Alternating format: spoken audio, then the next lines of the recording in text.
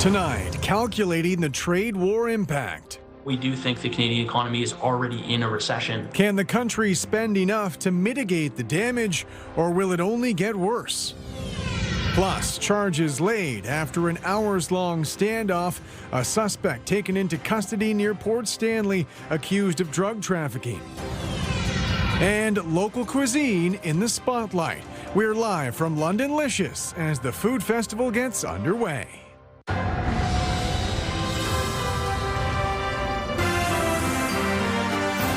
CTV News with Carlyle Fiset.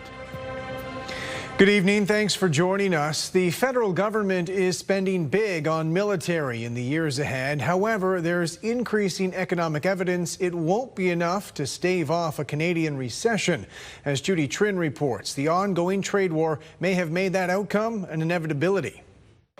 From boosting the pay of soldiers to buying new equipment, the Canadian government will spend $9 billion more this fiscal year on the military, boosting the bottom line of companies like Hepburn Engineering that makes refueling equipment for Canada's Navy. The defense area is going to be more robust for the next several years because that's where the demand's going to be, when we have a world that's a lot more dangerous. With that spending, Canada will finally meet the 2% NATO target, but growth in the defense industry may not be enough to protect the country from recession.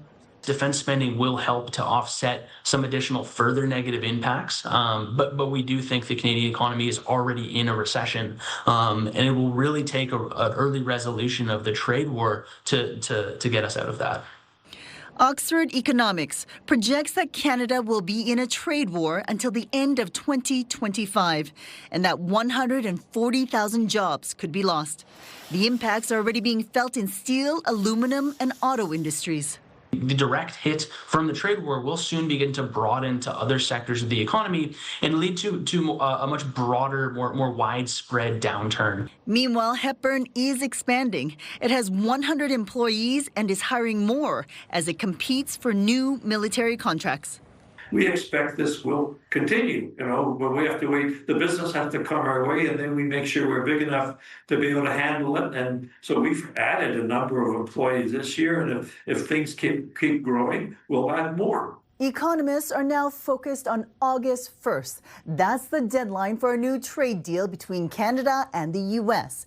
Earlier this week, Prime Minister Mark Carney said it's unlikely Canada will emerge from those negotiations without being hit with some form of tariff. Judy Trin, CTV News, Ottawa. Elgin OPP say they've laid numerous charges after a standoff near Port Stanley yesterday. Police say they were called to a rural property on Bush Line for a man barricaded inside a home. According to police, they took one person into custody Wednesday afternoon, now charged with several drug trafficking offenses as well as robbery and uttering threats. They also say at no point was there any threat to public safety. Police in Woodstock say they've laid several charges against a suspect, including arson after a recent house fire. According to police, a 27-year-old man broke into a home Tuesday, then set a fire in the basement. The investigators say there is extensive interior damage. Police say the suspect has also been charged with mischief and weapon possession, and they remain in custody pending a bail hearing. London police say a motorcycle rider was killed in a crash yesterday in the city's northwest. This is viewer video of the crash scene. Police say the motorbike collided with a car at Hyde Park Road and Fitzwilliam Boulevard just before 7 p.m. Wednesday. According to police, the motorcycle rider was taken to hospital but did not survive. The woman driving the car suffered minor injuries. OPP say they're investigating death threats in Kincardine. According to police, the threats stemmed from an altercation Tuesday, and they're now trying to identify a suspect. Police say he's a white man in his 60s or 70s, about 5'5" with a gray beard. Police say he was wearing a black shirt and a black bandana and was driving an older model dark green SUV, possibly a Toyota. High winds ripped off a large tree branch this morning in central London, knocking out power for a whole neighborhood. Officials say it happened around 9:30 a.m. Several houses up and down Wilson Avenue lost power, as did the traffic lights at Warncliffe and Riverside, closing Riverside for several hours.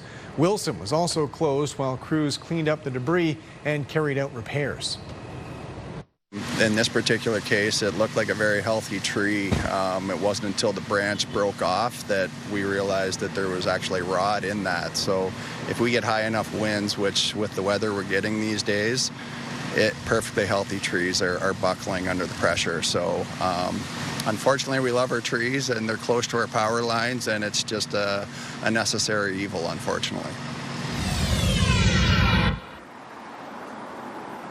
We are hanging out downtown London tonight. We are just across the street from the Gremlins Bicycle Emporium. We're joined by Mason Lover.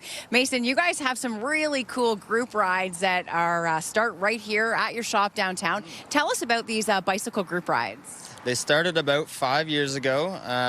It's a fun, free weekly event for people in the bicycle community and people who are new to it to come out, get to know some other cyclists, and then get some exercise. They start at our shop every Thursday during the summer months at 7 p.m. sharp. We normally meet up out back around 6:30, have some drinks, have some snacks, and socialize a bit. Then we hit the road for about a 20-kilometer cruise, sometimes more, sometimes less, ending at a local patio or restaurant downtown each week. This week in particular, we're having a catered cookout out back from some friends, so that should be good. And really, you're trying to create this community of cyclists downtown London. Do you get a lot of people that come out? Totally, yeah. Sometimes upwards of like 100 people on these weekly group rides. So it's an interesting sight seeing how many people are biking down the road. But yeah, just trying to get people out, mingling and promoting cycling as a positive, inclusive environment. It's really important, I think, too. We're starting to see more infrastructure, cycling paths in our community. Are you hearing that from the people that come out, that there are a lot of more opportunities now and they feel safer on their bikes? Totally, yeah. The bike network is expanding in London, and we're getting some really, really great trails in and around the city leading out as well. And that's all we could ask for, really. And how can people find out more about these bike rides? Yeah, pop by the shop. We're located at 623 Richmond Street, downtown London, or check us out on the internet. Our website is gremlinsbicycleemporium.com. We're also on Facebook, Instagram, YouTube. You got it. Yeah. All right. Thanks so much, Mason. I really think it's so great to create something where people feel included and have a place to come and be with other people who are like-minded, right? Exactly. And want to be out and enjoying themselves. Definitely. We have misty conditions out here this evening, a bit of cloud cover. That cold front that roared its way through, that's what brought the high winds that you saw earlier. And yes, gusty conditions. Temperatures are coming down, and we're sitting at 19 degrees in London, Midwestern Ontario, anywhere from 15 to 18 degrees. That frontal boundary as it crossed our area did bring some rainfall, but now we have that cloud cover and just a bit of a light burst at the surface with that drizzle coming on the hour. As we head through the next couple of hours, just overcast conditions expected. High pressure off to the northwest. That'll clear us on out as we head through the overnight. Lots of sunshine in the forecast for your Friday and much cooler. The humidity finally breaking. The heat warning, of course, ending with the passage of that front and the winds coming in from the northwest. Coming up, I'll take you through the extended forecast. We'll get through this little burst of rain that's coming down downtown London, and I'll have all your local weather details live from downtown in just a few minutes. Thank you, Julie. City Council will maintain control of the London Transit Commission until early next year after a failed attempt to appoint members of the public by September. To ensure we had some more voices from the community at that leadership level, as well as there was a general sentiment in the spring that people would not be serving for an extended period of time. I think our best course of action is to stay the course with council oversight of this commission until such time as we get some professional recommendations on what may serve Londoners best. Earlier this year, the Transit Commission was replaced by a temporary group of 7 councillors. A request to switch to 4 councillors and 3 members of the public was put off until early next year. At that time, a consultant will recommend either keeping London Transit arm's length from City Hall or turning it into an in-house department. Nothing in the decision today to leave the 7 members of council as the board until the governance review comes back stops LTC in any way from having rider engagement sessions, an advisory committee of riders who comes to the board meetings, an advisory committee of specialized riders. London's mayor says the 2018 decision not to fund bus rapid transit routes in North and West London has actually led to an unexpected benefit. I still fully support that decision because we are in a much better financial position today with those asks than we otherwise would have been. Constructing the first 3 routes has cost the city about $175 million more than budgeted. Approving the new mobility master plan reopens the door to eventually build BRT in North and West London.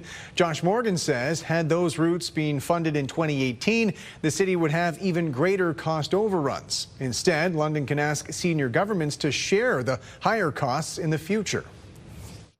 We can actually engage with federal and provincial partners with at a time when they're willing to fund these sorts of projects, at a time when we can actually pitch them at a truer cost, because the way things cost today is fundamentally different than the way that they cost a decade ago. Chatham-Kent police say residents are calling 911 unnecessarily over a relocated homeless encampment. Police say there's been a wave of calls recently about an encampment on Grand Avenue East, located on Public Utilities Commission property. They say the people living there are doing so under the municipal encampment protocol, and they're allowed to be there. According to police, 911 is only for emergencies, and any concerns about the encampment should go through 311 or the non-emergency line. The family of a local teenager who was killed by her partner last year are holding a memorial tomorrow, honoring her memory and raising awareness about intimate partner violence. With more, here's Rita Ismail. Brianna always wanted to help people.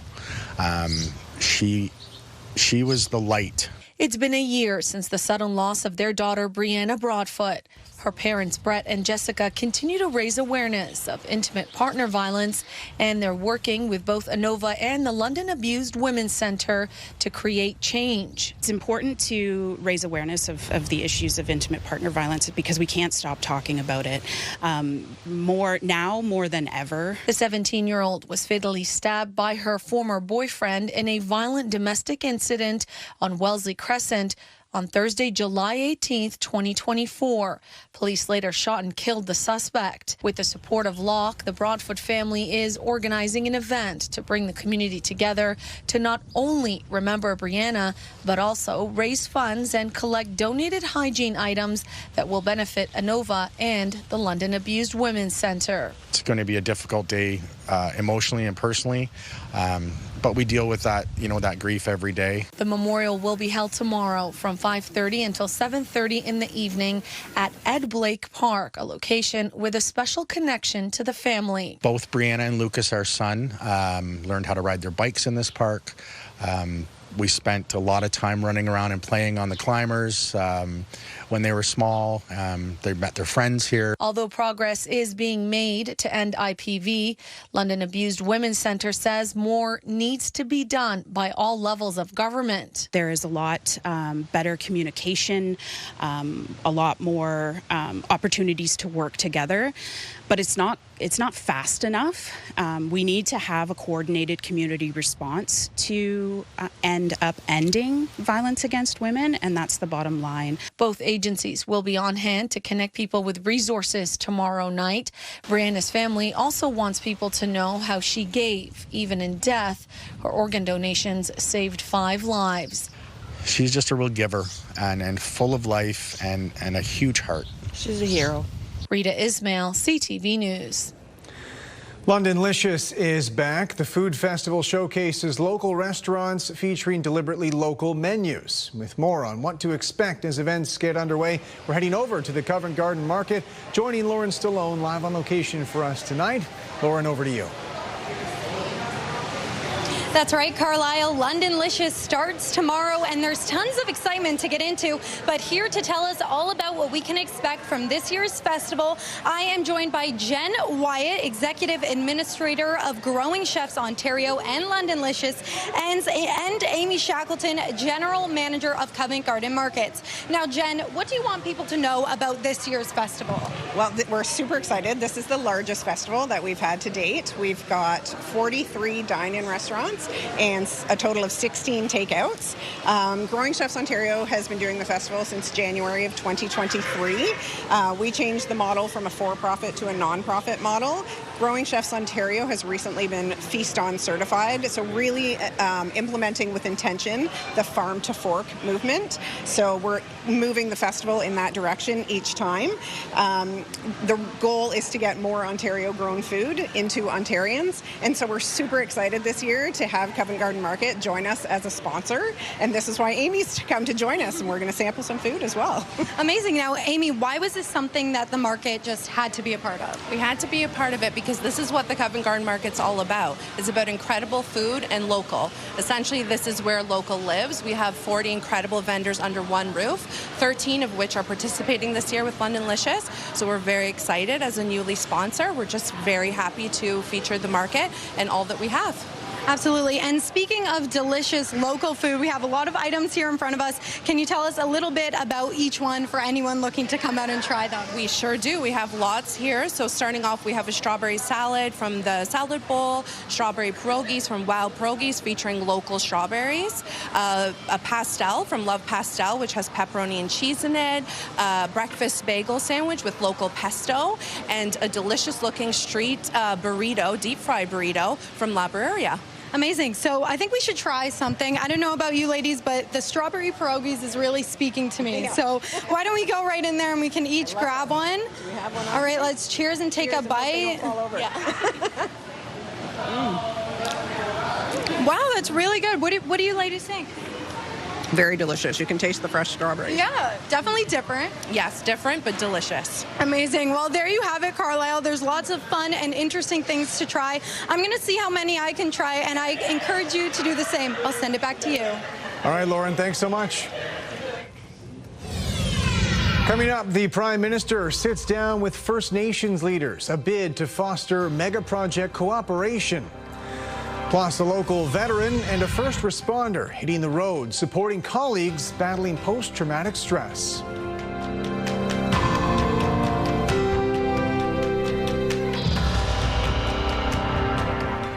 Download the CTV News app and stay on top of local stories as they unfold. We begin tonight with Ontario's latest. Customize your feed and watch live wherever you are. CTVLondon.ca, your home for news. Who's hungry, London? Growing Chefs Ontario presents Londonlicious, July 18th to August 10th, spotlighting unique and delicious eats in the Forest City. Enter now at CTVLondon.ca for your chance to win dinner for two at one of the amazing restaurants. The Prime Minister met with First Nations leaders from across the country today at a summit focused on his major projects legislation. Many Indigenous groups have expressed concerns Bill C-5 gives the government too much power to push through projects without proper consultation. With more on today's meeting, here's Abigail Beeman. The conversations today are about hearing from you as participants. And Prime Minister Mark Carney had much to listen to, hosting a First Nations major project summit with leaders who came from right across the country. He's got to come up with some commitments, firm commitments.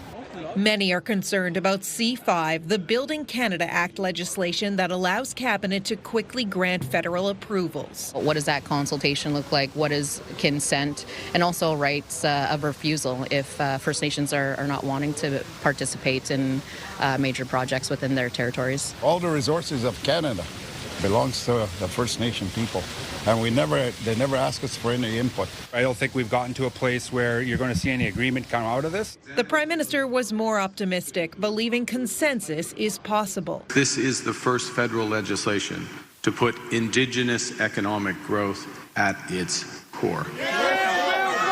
Outside the closed-door summit, emotions ran high. This is what we call our native land. These protesters came from Northern Ontario, concerned about the Ring of Fire development. You cannot just disrespect our land like that. And you cannot just take it for your own because of your stupid money. These bills, they're overriding our laws. They're not asking us our permission. While, of course, not everyone is opposed to major projects if they're done properly. As First Nations, we also need to start moving that forward a little bit with projects like this, so that we can advance our people a little bit more. This is the first meeting the Prime Minister holds with Indigenous leaders this summer. The next is with Inuit leaders. Meanwhile, the Grand Chief of the Assembly of First Nations is calling for another summit like this one next year. Abigail Beeman, CTV News, Gatineau, Quebec.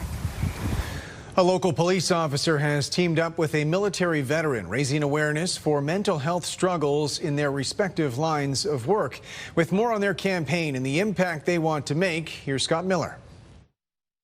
Chris Fedorko used to patrol the roads of Huron County as an OPP officer, but everything changed 6 years ago. 2019, I was involved in a traumatic incident. I took some time off work, went back, and 2 years ago, I was finally diagnosed with post-traumatic stress disorder, and I've been off work since, and I struggle with PTSD every day. Fedorko has found a confidant and friend in Mark Morse. The 16-year military veteran from Goderich helps veterans and first responders around the world through grassroots online support groups. It's a matter of, at the grassroots level, we're working with each other to keep each other alive. But sometimes it doesn't work. Morse says 22 military veterans die by suicide every single day. 51 OPP officers have died by suicide, and 36% of all first responders, like police, firefighters, and paramedics, will develop PTSD and be unable to work because of it. They do debriefs every now and then, but, you know, the support needs to be increased for us, and it just needs to be better handled, and then we'll have less suicides and less people struggling and less people off work. On August 30th, Morse and Fedorko will carry 66-pound army packs on their backs 66 kilometers from Goderich to Ipperwash to raise awareness of the struggles facing military veterans and first responders, and money for Can Praxis, a Canadian equine therapy program that works specifically with those struggling on the front lines. Every day, your first responders, police, veterans, we see things that are unbelievable, and it builds on us. The first ever Morse Memorial March is also in honor of Morse's cousin, a veteran who lost his battle with PTSD in 2016. Now, neither Morse or Fedorko set out to be the spokespeople for first responders' mental health, but I say someone has to step forward and talk about it, because the old keeping a stiff upper lip just isn't cutting it anymore. You know, we've always got to be strong, all that. Push comes to shove, we're human beings. I think people should know that people struggle, because if nobody knows I'm struggling, nobody can help me deal with what I'm dealing with. In Huron County, Scott Miller, CTV News. Rejoining Julie Atchison now, live for us on location tonight. Julie, a cooler day compared to what we've been dealing with the last week. Yeah, for sure. After some intense heat, it feels almost chilly out here. I am heading out after the show to watch my daughter play soccer, and I think I'm going to need a really warm sweatshirt, definitely an umbrella with that fine mist coming down. We're kind of hiding underneath our truck out here from the little bit of light rainfall that's moving through. It's not going to continue, though. We do have this cold flow coming off Lake Huron. That is generating some cloud cover and some light misty conditions at the surface. Today, our high 24, our low temperature 18. So coming in close to where we should be for this time of year, but finally breaking the heat and humidity. The breeze out here is fairly consistent in terms of that northwest flow, and you can see at the London airport about 17 kilometers per hour, and the winds will continue out of the northwest tonight. Temperature on the hour at 19 degrees, and the pressure is falling. Satellite radar showing you that cloud cover I just mentioned. So the radar not really showing you the rainfall, and that's because that is very low cloud cover that's over the city right now. So that fine mist will continue. Again, not all evening. We'll just go back to overcast conditions. High pressure over Minnesota. That will ridge its way into the Great Lakes as we head overnight into tomorrow, and that will scour out all of the cloud cover. Across the country, we do have some thunderstorms rumbling through Western Canada with some watches and warnings, and still some cooler temperatures. We had some heavy rainfall and strong storms in Eastern Ontario today with thunderstorm watches and warnings and widespread heat warnings in Atlantic Canada. Overnight, 12 to 13 degrees in most areas, 10 as we head to Mount Forest. We haven't been this cool in a very long time, so perhaps you want to open up the windows, let that fresh air in first thing in the morning. Light winds expected and full sunshine. Beautiful day, fresh breeze early. The winds continuing out of the north until about noon hour, and then we will see a southerly component to the winds by the afternoon. The forecast high coming in at 26, and it will feel like the upper 20s, not the upper 30s, low 40s. Our Metal Roof Outlet forecast for your Saturday could see a little bit of shower action Saturday, so likely a little bit of rainfall, but briefly in the afternoon, and then back to mainly cloudy, and then nighttime rain. Sunday back into a mix of sun and cloud and 25, but unsettled for the weekend as a wavy front wants to play havoc with our weekend forecast again. Lots of sunshine in the forecast Monday, Tuesday. The heat makes a comeback Tuesday, Wednesday into Thursday. Daytime highs, though, close to where we should be for this time of year. Beautiful weather on the way, 23 to 25 degrees, the sunshine to a mix of sun and cloud to start the weekend, and then mainly cloudy conditions on Saturday. Sunday back into a mix and comfortable. Humidity levels will be nice this weekend. You won't be sweating it out. 25 with lots of sunshine on Monday, and then the heat moving back in Tuesday, Wednesday, and Thursday. It'll back to feeling like the mid to upper 30s. So nice to have some comfortable conditions. Tomorrow will be picture perfect. One of those days that we wish we could bottle up and make it last for 7 days with low humidity and lots of sunshine. So Carlyle, send things back to the newsroom. Downtown London tonight, just overcast conditions and some mist out here. That will ease off. This is just a little bit of cloud cover in those lower levels. Overcast tonight, but full sunshine for your Friday. All right, Julie, thanks very much. Still ahead, the difference between an emotional support animal and a service dog. Some airlines are taking a hard line when it comes to certification. 710, your next chance to win a $100 OLG voucher in Prize Town. Leanne, what are you spending the money on if you win the lottery? Oh, I'm just going to take it all out in small bills and put it in a pool so I can swim in it. Scrooge McDuck style. I just want to know what it feels like.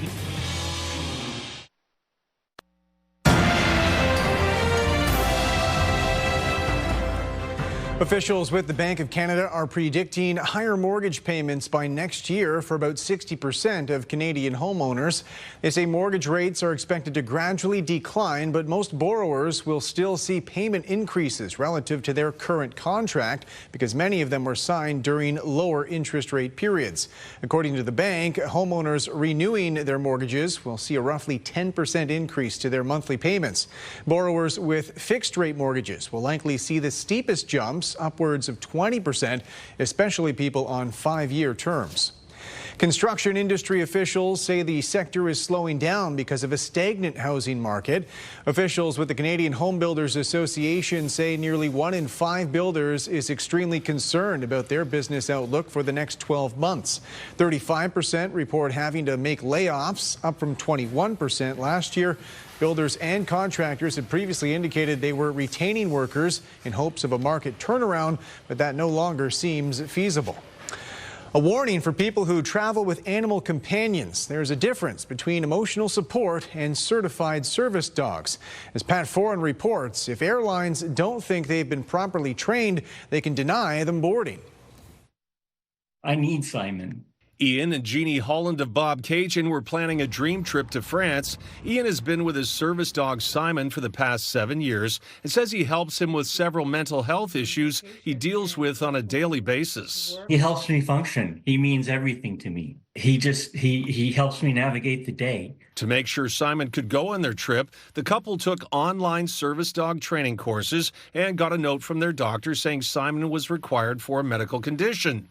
But they were surprised when Air Canada said online certification wasn't good enough and Simon would have to stay home. It's going to be difficult too because Ian hasn't been without Simon in the 7 years, not one day, not one night. When we reached out to Air Canada, a spokesperson said, the customer used an online training company to certify a service dog. We do not recognize owner-trained dogs as properly certified. He's been with me since day one. Patrick Nguyen of Mississauga has undergone several serious operations and also has mental health issues. He has a trip planned for Vancouver this September and was going to take his service dog Noodle with him. He does remind me to take my medications every day. He's everything to me. Like he's my baby. He's basically my son. Nguyen also did online courses for service dog training, but Porter Airlines informed him it doesn't recognize the courses. A spokesperson told CTV News a service dog is one that has been individually trained by an organization or person specializing in service dog training. Nguyen says the online training was good enough for other airlines, which allowed him to fly with Noodle as a service dog. He says without Noodle by his side, he'll cancel his trip. I can't travel without my service dog. I cannot. The Hollands decided to move forward with their trip to France without taking Simon, but had concerns about how it would go. It just brings me to tears just to think that both of them will have to be without each other, and it breaks my heart. Pat Foran, CTV News. Canada's main stock index was up today based on strength in the technology sector. The TSX gained 234 points. In New York, the Dow added 230. The Nasdaq up 154. The Canadian dollar fell 1/5 of a cent today. On commodity markets, gold lost almost $14 an ounce. Oil gained more than $1 a barrel. When we come back, calling a contract vote, postal workers will cast ballots on what has been called a final offer. Union leaders have told them to vote no. Welcome back. More than 50,000 unionized Canada Post workers will begin voting on a new contract offer Monday. Canada Post officials have called this their final offer. The deal includes wage increases of more than 13% over 4 years, but would also add part-time jobs for weekend deliveries. And that's been a major sticking point for union leaders through these negotiations, and they've told members they should vote against the contract. Postal worker job will never be the same. Canada Post has their agenda. Their agenda is not a postal worker agenda. Their agenda is, we're not even sure what it is, because they seem to be in a spiral in losing money, and they're not offering any real solutions for the workers or even for Canada Post itself as a business. The vote will be run by the Canada Industrial Relations Board, and it will conclude on August 1st. Police in BC say they've laid charges against a man accused of hijacking a plane earlier this week. According to police, 39-year-old Shahir Qasim seized control of a plane that departed the Victoria International Airport Tuesday, flying it to Vancouver International, where he circled for about 25 minutes, then landed.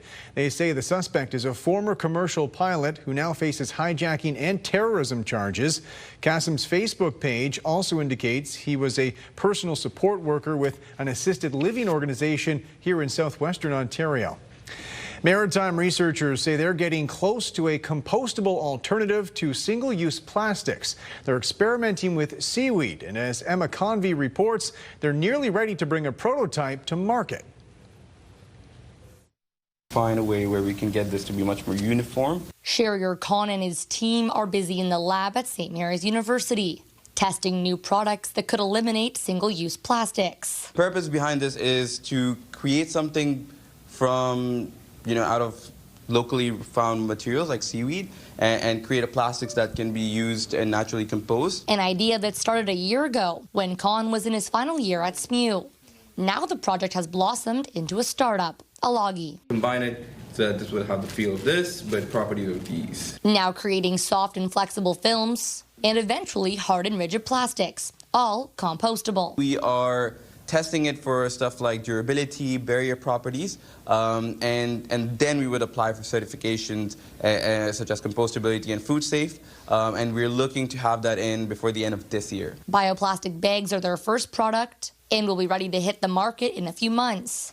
But the end goal is much bigger. We are targeting for the food packaging industry to remove plastics that are used in the single-use plastics industry, such as wrapping sandwiches, wrapping seafood and meat. When it's in the beaker, it's like all liquid, and then the second you pour it onto the tray, it gels. So you can come back 10 seconds later and peel it off, and it's like an actual film, which is super cool. They also just won the National Enactus competition, heading to Thailand for their World Cup this fall. A chance to have an impact on the lives of the people after us, the next generation, and to help make science better. A homegrown idea with its sights set on solving the world's plastic problem. Emma Convey, CTV News, Halifax. The first woman to top the Billboard charts, Connie Francis, has died. Pretty little baby, you say that maybe you'll be thinking of me and try to love me. One of Francis's biggest hits was Pretty Little Baby, which saw a popularity resurgence on TikTok this year, exposing her music to a whole new generation. Francis's life was marked by tragedy, though, including surviving a brutal assault and losing her brother, who was murdered. She had recently been hospitalized for severe pain and was 87 years old. The largest piece of Mars that's ever been found here on Earth has sold for millions at auction in New York. The 25-kilogram rock went for more than $5 million US. It was found in the Sahara Desert in 2023 by meteorite hunters who believe it was blown off the Martian surface by an asteroid strike. It's also about 70% bigger than the next largest piece of Mars we've found on our planet and represents about 7% of all Martian material here on Earth.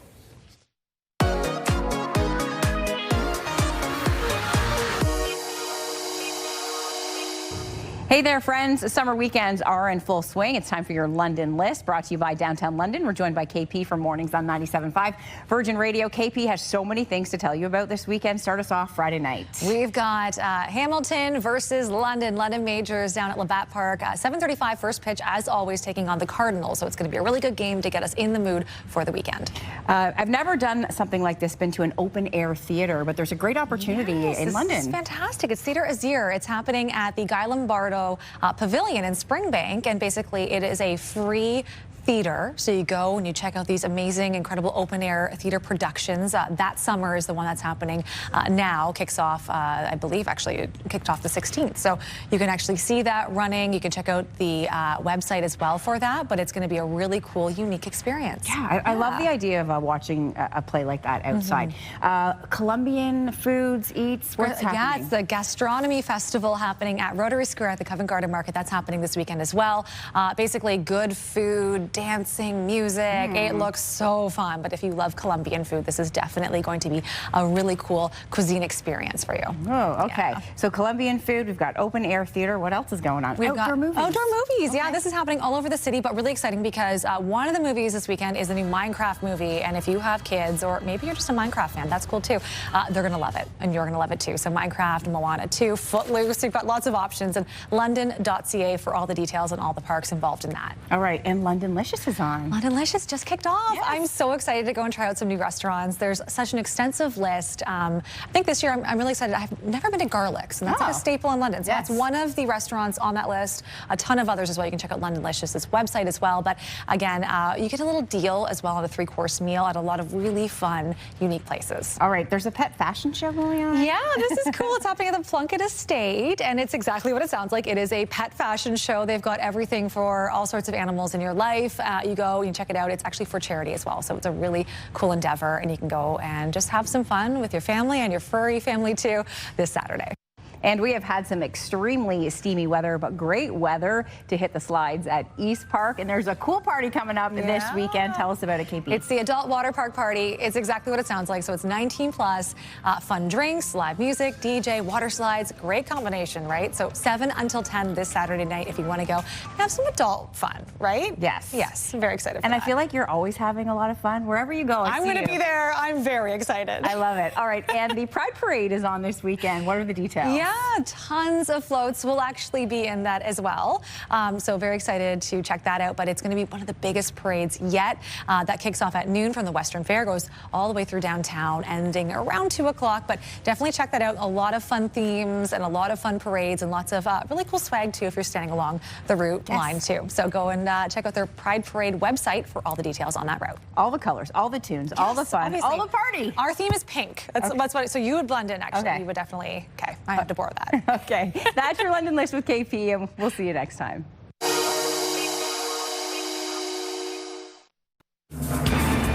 Wall-to-wall sunshine, cool with low humidity for your Friday. Thank you so much, Sophie, for sending this photo in, taken on Lake Huron. The weekend will feature a few spotty showers as we head into Saturday evening, and the risk for some light rainfall on Sunday, but comfortable conditions right through the weekend. A Canadian soccer star has become the most expensive player ever signed in the women's game. Nice turn by Olivia Smith. She's still got it. Smith onto her left foot. Oh, it's a beauty! The now former Liverpool forward Olivia Smith has signed for Arsenal on a deal worth £1 million, or about 1.8 million Canadian. The 20-year-old is from Whitby and moved to Liverpool last year. She was later voted the team's player of the season. Smith is also the youngest player to debut for Canada on the international stage, doing so at just 15 years old. Arsenal are 15-time Women's League champions of England and are the reigning UEFA Women's Champions League winners. Canadian tennis player Eugenie Bouchard has announced an upcoming tournament will be her last as a professional. Fans from around the world showered her with gifts. At her best, Bouchard was ranked the 5th best women's player in the world. That was in 2014 when she reached the Wimbledon final as a 20-year-old, the first Canadian woman to make a Grand Slam final in decades. Her final tournament will be the National Bank Open in Montreal, which begins later this month. A Southwestern Ontario Paralympian is back home after helping Canada qualify for the Wheelchair Rugby World Championships. As Bob Belichico reports, he played a pivotal role in helping his team secure a crucial victory. We were getting better and better every time, to the point where it looked like we'd been playing together our whole careers. Windsor's Matt Debley had a career moment at the World Wheelchair Rugby Americas Championship. Trailing the entire match against Colombia, Canada came back to tie it. Debley now in trouble. Debley wasn't in trouble for long. Check it out. With time running out, he finds a seam. Caldwell on the attack. Debley has it. Scores the try with 3.8. To actually be up on the court playing at that moment and contributing to a comeback win like that in such an important game for us was really, really special. And it's something that I'm going to remember, hopefully up until the next one. Entering this one, Debley wasn't sure how Canada would fare. 4 players dropped out before the tournament for various reasons, leaving Canada with only 8 players on the roster. Debley says the team practiced for 2 days prior to the tournament, and then it was game time. But the fact that we were able to just pretend like nothing was different and we all kind of came together and we were really able to grind out games is really impressive. The win punched Canada's ticket to the World Championships, being hosted in the same facility in Brazil next year. Debley says the Canadian team is going through a rebuild and has not matched the success of recent years. But it's also been a lot of fun and a nice challenge to try and build Canada back up onto that podium. Debley plays for a team in Seattle in one of the best leagues in the world. Everyone back home, thank you so much. He'd like to see the formation of a pro circuit and is excited about the growth of the game, which pulled in about 14,000 fans per game at the Paris Olympics last summer. I love it when it's loud, and I love it even more when it's loud against us. You know, it's a special feeling to try and quiet a crowd in a crazy stadium. So we want fans, we want eyes on the sport, and we want to show that not only are we elite athletes, but Canada is one of the top countries in the world. Bob Belichico, CTV News. A major cleanup on the streets of a Pennsylvania community. This was the scene in Lancaster. 20,000 rotten eggs spilled on the roadway. Local crews working on the cleanup say an open-top trailer carrying the eggs had filled with water from recent storms, causing some of the cargo to float and slosh around, spilling over the trailer's edge. They say hazmat crews were also called in to prevent any possible contamination of a nearby river. London's top stories. We have breaking news tonight out of Ottawa. The latest in the breaking news alerts. I'm tracking an area of severe weather. It'll start. And watch live. A development now to a story from City Hall we brought you. Download the CTV News app. Welcome back. The International Trombone Festival is at Western University this year.